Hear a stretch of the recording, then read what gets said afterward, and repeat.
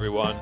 I'm Harley Carnes, and welcome to Harley on the Headlines, wherever you may be.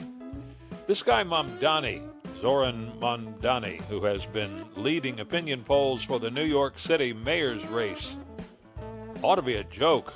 He is a silk purse made from a pig's ear, which is to say, he tries to dress up in pretty words the time-tested and ever-disproven arguments in favor of bringing socialism to a beleaguered population. In New York's case, it is the haves and the have-nots. The wealthy do well, of course. The middle class and the poor in New York do, well, poorly. The reasons are many. Crime is high, cost of living is sky high, and housing in the city is simply unaffordable. And the last socialist in New York, Bill de Blasio, nearly ruined the city. Zoran Mamdani is a Muslim. He's polished.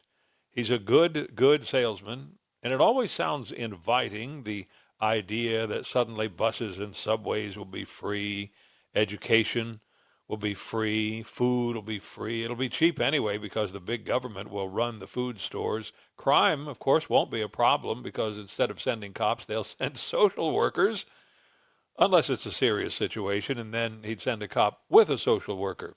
Sounds dumb, but nice, except that Curtis Sliwa was right to point it out. It just would not work that way, because if a bad actor is attracting attention, it's always police who are first on the scene. Social workers, okay. Social workers bring a pencil, a hug, and a straitjacket. Cops bring a gun and handcuffs. If you're in trouble, who do you want there? Mamdani can't even look at the new chance for peace in the Middle East and give President Trump the credit. Said it's too soon to do that. Really? Isn't it the 20-point Trump peace plan that is in play? And Trump spreads the credit around anyway. As for Hamas disarming, he's changed his tune. Used to hem and haw and waffle around like an eel on a skillet. Now he says, sure, they ought to disarm, if Israel does too. There is a silver lining to the New York City story. Mamdani will probably be elected because New York always falls for Madison Avenue slick. Socialist/communist policies will do real damage to the city, drive even more corporations away to Florida, Texas, Tennessee, even South Dakota. Crime will get worse, not better, and real estate values will plummet. And the individual will never have been so subjugated by the fist of big government. It'll be an object lesson to the nation for the insanity of it, and maybe we can be done with this nonsense once and for all. Wouldn't that be nice? Who's to blame for the ongoing government shutdown? Well, they take votes about ending the shutdown and getting back to work to actually negotiate a budget. Who votes no? That's your answer. Whoever votes against ending any shutdown prolongs it. Duh. I mean, really. President Trump and Volodymyr Zelensky of Ukraine will be talking about how to get over the hump and into real peace negotiations with Russia. This is just one day after Trump's telephone conversation with Vladimir Putin, a conversation Trump described as making great progress.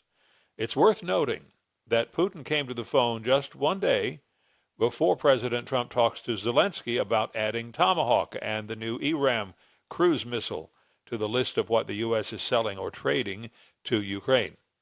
Putin has had the measure of President Trump so far, played him like a cheap fiddle, but gotten, to Trump's credit, very little music out of it. Putin is the very portrait of stubborn, possibly deluded about his war, and that is dangerous to the world because that old Cold World spy has an arsenal of nukes. It is risky business and the toughest challenge President Trump has yet tackled. It's proven to be a whole lot bigger and more tangled ball of a highly explosive twine than he ever expected.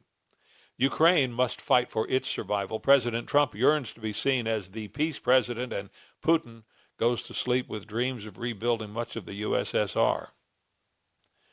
An alleged rapist has been caught in Los Angeles at USC. CJ Weng is accused of drugging and raping several women over a 3-year period, young college women. He's from China. He was working on a doctorate. He also is wanted in Germany for the same thing, suspected of spiking drinks and food of his victims before raping and abusing them. It's life in prison if convicted here, and of course, Germany wants a crack at him, too. Want to hear something really weird? Our ancestors proved themselves capable of making use of things unexpected. We turn a split coconut, of course, into a cup or a bowl. We pick up a piece of bone or a bit of stone, chip at it, and reform it into a tool or a weapon. We are creative, we humans. Even so, I wasn't really ready for this one, even if it does make a lot of sense, I guess. 5,000 years ago, some Chinese saw the useful value of even the bones of the dead. Take a skull, clean it really well, split it crossways, and you have two things. The front, meaning the face and front half of the skull, make a really cool mask. The back half of the skull, all cleaned up, even polished, makes a dandy bowl. Holds liquid, doesn't leak. Just another piece of kitchenware to go with the pottery. Some skulls were split horizontally. Makes a great serving bowl. Whole top of the head. Wow. Well, that'll do it for sure for today's Harley on the Headlines. Hope you all have a great weekend, and we'll plan to talk to you again on Monday. Be well, fly safe, help spread the word, and please hit like, follow, subscribe, and such. It really does help, and I sure do appreciate it. I'm Harley Carnes, and we'll see you soon.